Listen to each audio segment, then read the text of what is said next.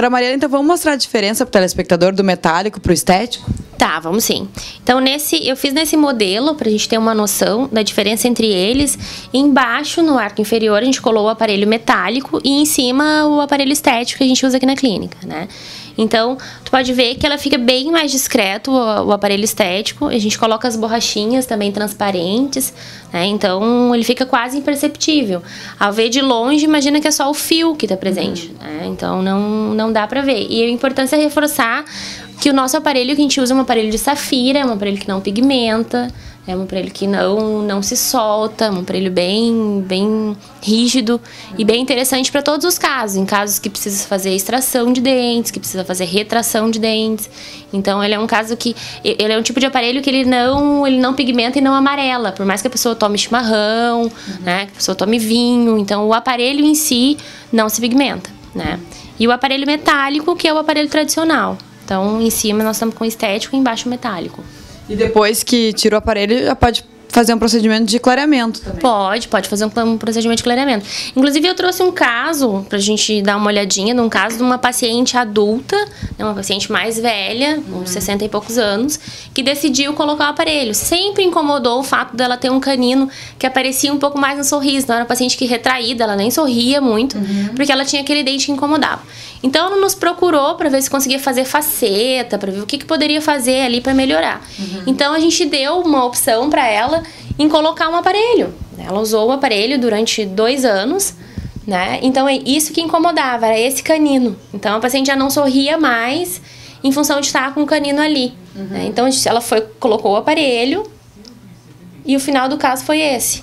Perfeito. Né? Então, ficou um caso bem interessante, né? A paciente que volta a sorrir, né? Que tem saúde. Então, tu vê, não teve nenhum problema, não teve despigmentação dos dentes. Muito pelo contrário, no final do tratamento, a gente fez um clareamento, né? Fez um recontorno de bordos, né? Acrescentou um pouquinho de resina para a paciente ficar com os dentes maiores, que combinavam também com o seu rosto, que era um rosto mais amplo, né? Então, ficou com um sorriso um pouco mais interessante.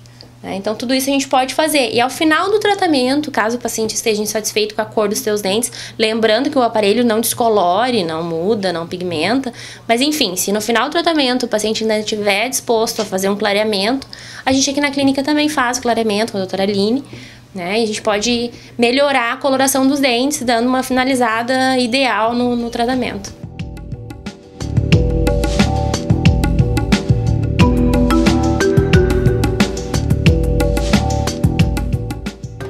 Agora eu vou falar com a doutora Aline Rosa Rubim, dentista, que ela vai mostrar um procedimento de clareamento com esse novo aparelho ultra laser, que ainda é novidade aqui nas clínicas em Porto Alegre. Ela está agora preparando a Gislaine, né, doutora Aline, tudo bem? Isso aí, tudo bem.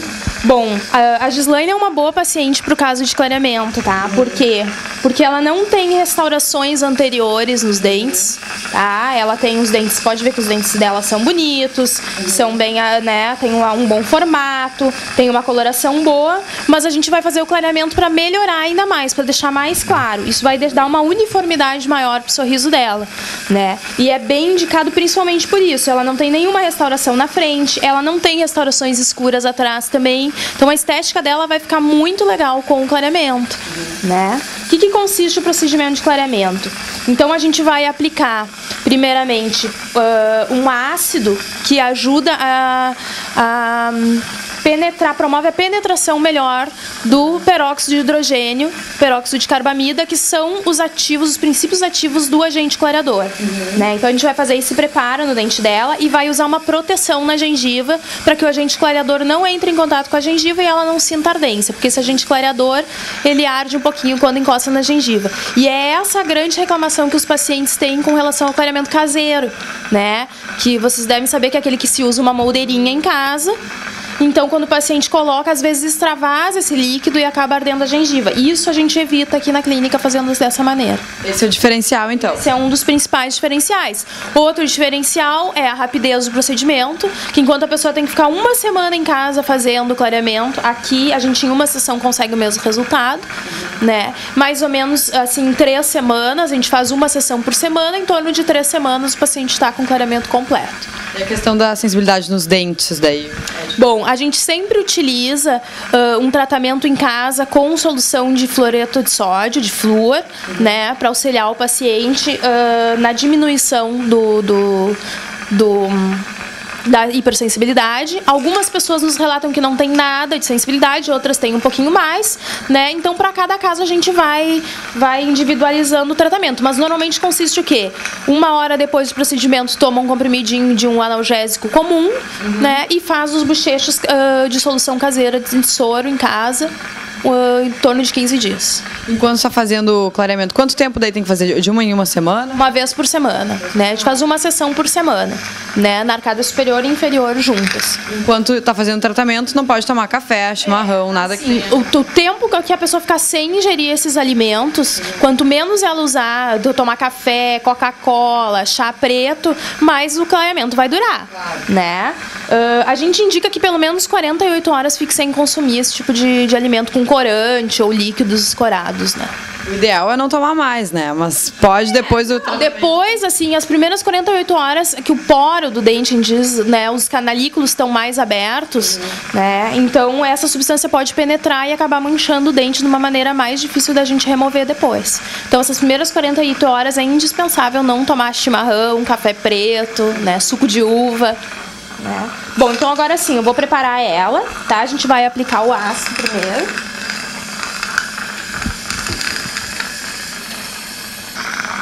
Quanto tempo dura, doutora Aline? Depende de quanto a pessoa se cuidar, né? Quanto menos ingerir essas substâncias corantes, melhor, né? É claro que o dente acaba ficando mais claro, né? Com o clareamento e se mantém um pouco mais claro mesmo depois quando começa a ingerir esse tipo de alimento, né? Ele já fica com um matiz um pouco menor, mas quanto mais a pessoa cuidar, mais tempo vai durar o clareamento, né? Então, isso que eu estou fazendo aqui é para ajudar na penetração do agente clareador, né? Eu vou fazer na arcada superior primeiro, para ver se a gente já consegue, com uma sessão, já comparar com a arcada inferior sem clarear, tá?